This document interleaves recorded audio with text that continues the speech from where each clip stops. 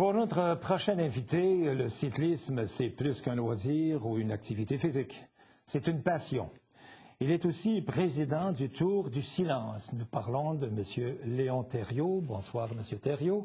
Bonjour. Et M. Thériault est accompagné de Mme Denise Filion, qui est sur le conseil d'administration de Vélo Québec. Bonsoir, madame.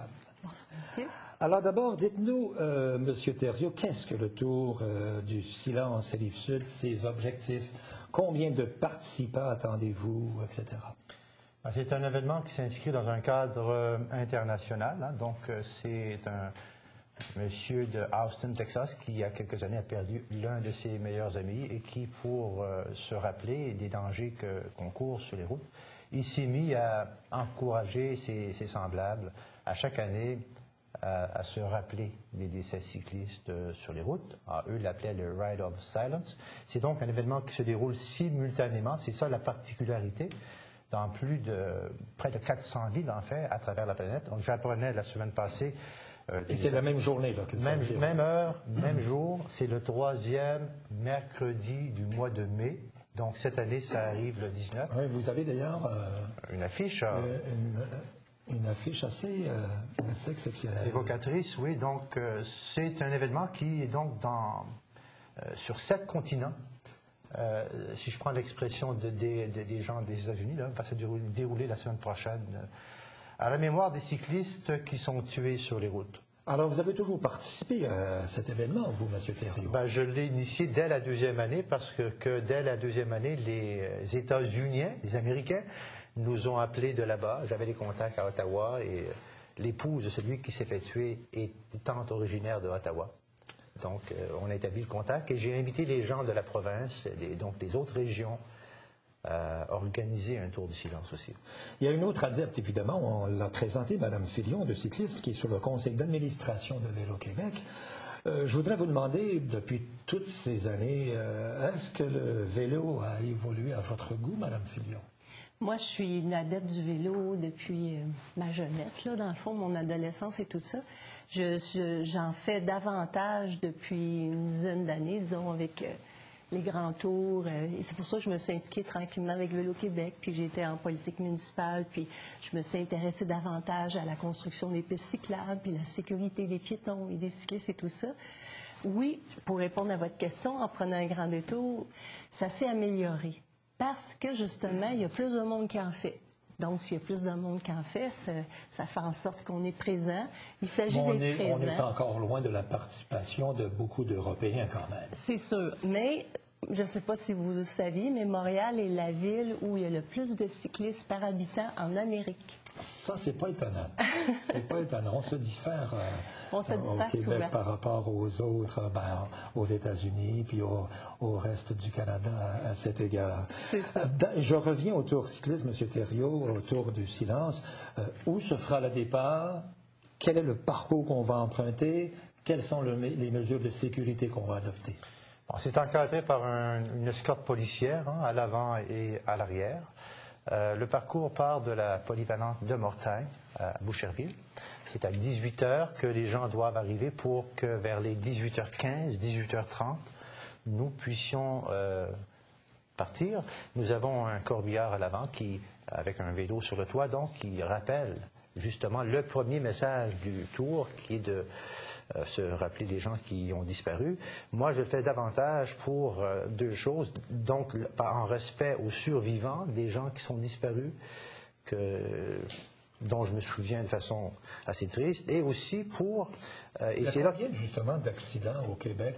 Une trentaine, 20, 25, ça dépend des années, une moyenne de 20, 25 accidentels mortels. Mais c'est par milliers qu'on compte les accidents de vélo. Les traumatisés ou les accidents graves, on parlait justement à notre conférence de presse la semaine dernière de quelques 1300 ou 1500 accidentés graves. Ouais. Les traumatisés crâniens, il y en a quelques-uns de trop. Et donc, nous rappelons aux cyclistes l'importance, parce que c'est là une médaille n'est jamais trop mince pour ne pas avoir 2 côtés, n'est-ce pas?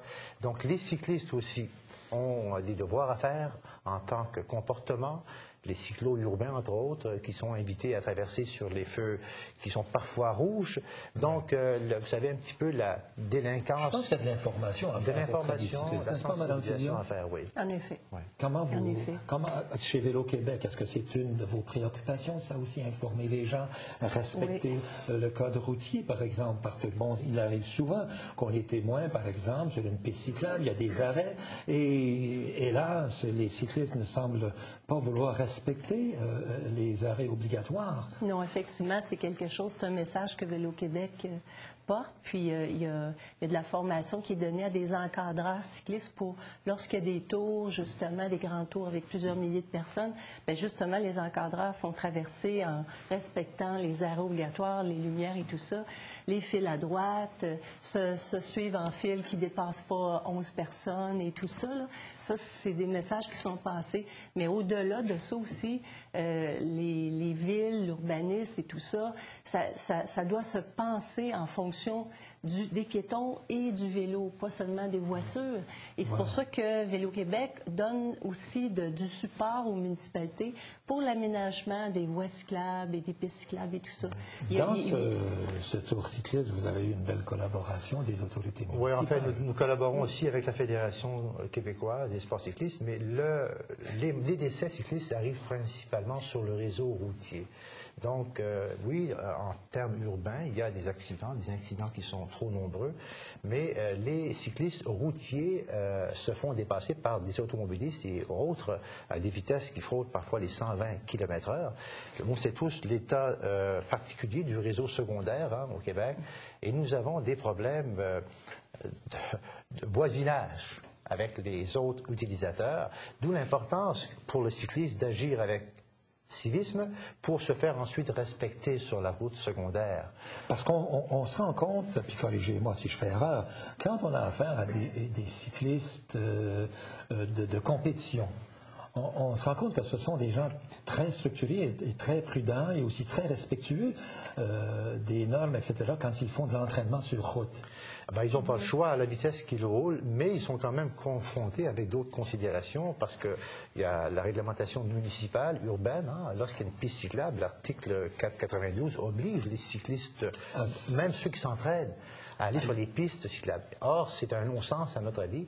Nous avons fait des approches auprès de la SAAC et du ministère dans le cadre de la refonte du Code, justement pour qu'on repense à une formule qui accommoderait et le cycliste urbain et le cycliste qui s'entraîne.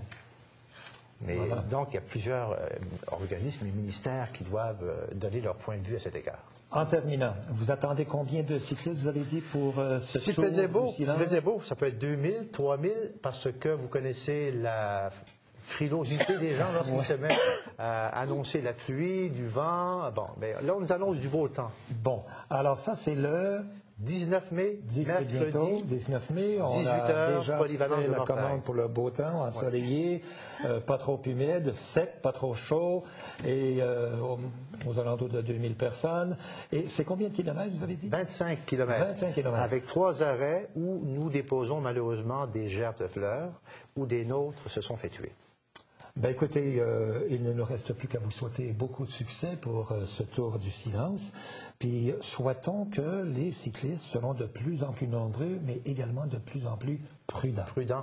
Voilà. Bon. Madame Filion, merci. Et Madame et Monsieur Thériault, bon succès pour le Tour du Silence.